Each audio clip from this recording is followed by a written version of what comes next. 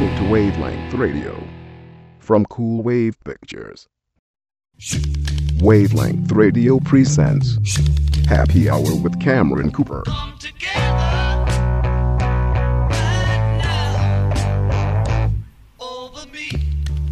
All right, thank you for listening. This is Cameron Cooper with Happy Hour from Wavelength Radio at coolwavepic.com. You can certainly send us your emails at coolwaveradio. Excuse me, coolwaveradio. I do it all the time too. At coolwaveradio@gmail.com. And please send us your input, your opinions. We would like to hear from you. You can also give us a call nationwide, worldwide, 1-800-421-5308, and locally in the Phoenix area, Phoenix, Arizona, 602-288-6794. You're listening to Happy Hour with Cameron Cooper. I would like to just mention I saw on the news here recently that President Bush actually had given his powers up to Vice President Dick Cheney temporarily while he was under the knife, having some procedures done. I believe a colonoscopy was performed and found some polyps in the president's body. And this was something that was not, it had a history from maybe 1998 on to present. And I think the most recent was possibly 5 years ago. He had some tests done and some surgery done. And, excuse me. And they don't feel that it's anything that is to be concerned about. And but at this time in our country's history, given the terrorist activities that have been of most recent years, I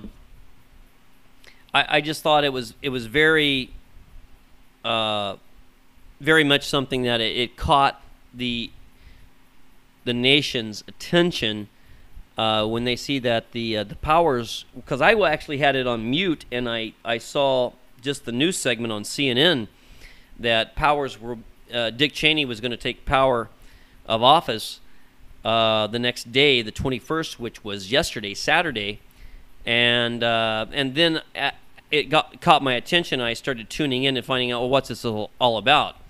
And it was definitely a concern of mine. I'm thinking, well, what's going on? And but fortunately, it's something that is a low-level concern, both medicinally and physically for the president's body, and for our concerns of our president and his being in power and being of fortitude to be able to run our nation and to make high-power decisions that he does on a daily basis from minute to minute. And I know I don't always support the president, and this is not a political show by any means, but I don't and have not supported any president on every stance, and I'm not that informed as a lot of people and a lot of listeners are on a lot of issues. But I do know that my own personal concerns and my own safety are of great concern to myself as well as everyone else. And I was concerned when I saw that. So I wanted to just to mention that Godspeed to President Bush, and I hope him a quick and well recovery, and look forward to the new president that's going to be in office. And I don't want that to sound as a sideswipe to President Bush. I just want to say, obviously, he can't run for president again, so we have to have a new president. I was just stating merely that I look forward to this new president, this new person, and their new perspective, and how they will manipulate the powers given them, and the people that they bring in. Most importantly, I think the people that they bring in under them to empower them to run this nation, and hopefully, thank God, it's not Hillary Clinton. But I mean, one of these days we'll have a great woman president, but I don't think it's going to be this year or 2008. Now, how do you guys feel about Vice President Dick Cheney being in power? Obviously, it was only for one day, and and and while he's in power,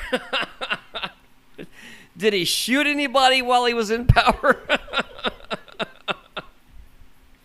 I mean, the poor guy, I don't know. I have never in my life, and my whole life I've never really paid a whole lot of attention to political issues and political correspondence and commentaries. However, I've always pretty much known who the vice president was, and for the life of me, up until the guy shot somebody, I didn't know who he was. I knew that we had a vice president, but he wasn't an Al Gore, he wasn't a Dan Quayle, and by the way, I actually got a privilege to meet Vice President Dan Quayle back in Indiana, Fort Wayne. Actually, we had a national disaster area called in by the president because of some flooding situations, and I went up there. I was available to help with filling up sandbags and whatever they needed, but they needed volunteers, and I was there, and he, along with the governor of Indiana and the mayor of Fort Wayne, were there and giving their pat on the back to all of us individuals that were volunteering our time and efforts, and but I knew who he was. And honestly, up until the guy shot somebody, I think in some freak hunting accident, so to speak, the guy is very invisible. I mean, he's been the most DL down low for you non-hip hoppers that don't know what DL means. He's down low. I mean, this guy just doesn't make a presence, and I hopefully want him to be able to to be able to have input, and I think he's definitely had his input in the administration, in the Bush administration. However, visually out there in the news, he's just not there, and so possibly this is something that we can learn something, someone that we can learn something from, in that he doesn't need to be seen. He doesn't need to be out there. This is not it's not a media contest. It's not a popularity contest, and so I guess that's about all I can say about this man. Just don't shoot anybody else. But I do want to touch just a moment, going back to my previous broadcast about Mark Gardeau. I have not I have not had the time or the privilege to get a current update on Mark Gardeau and where his case and his court legislation is going. Not legislation. He's not running for office, I hope, but where his case is going. Once again, I mean, this is a man that he possibly is the baseline killer, and they have linked DNA evidence for two sisters that he had sexually assaulted. Thank God none of them were killed, but we do have what they say, other evidence linking him to more, I don't know what the numbers are, 8, 9, 10, other assaults where there actually was death. And we had the baseline killer, which was a scare for any city.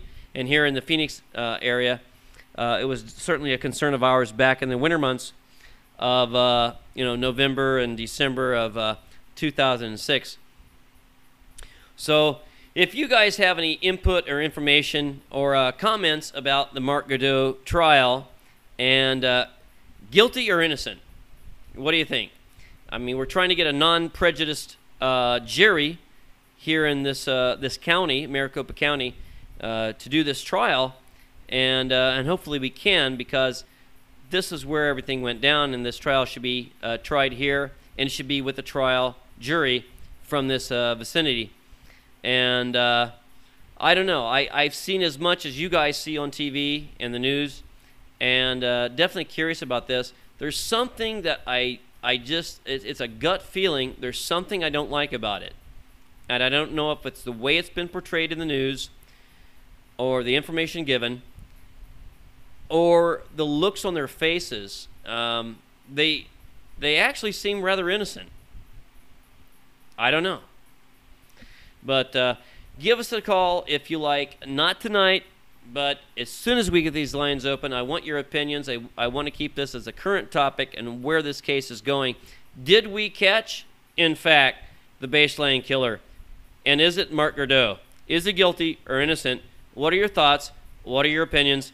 Give us a call, 1-800-421-5308, locally 602-288-6794. In a few minutes, we're going to talk a little bit about payday loans. If you've ever had the opportunity, and I hope you have not, if you've ever had the opportunity or needed the opportunity to get a payday loan, think again, folks. It is a living nightmare. It is a loan shark.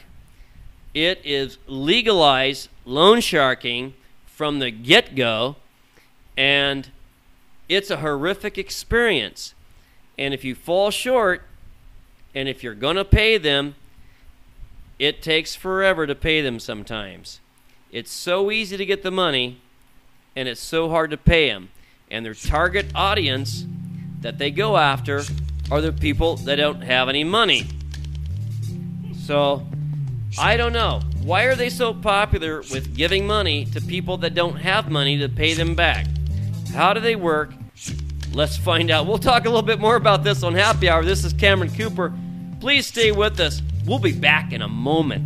You're listening to Wavelength Radio at Cool Wave Pick.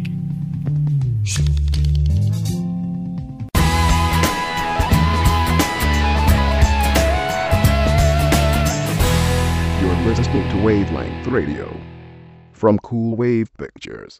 Wave Pictures.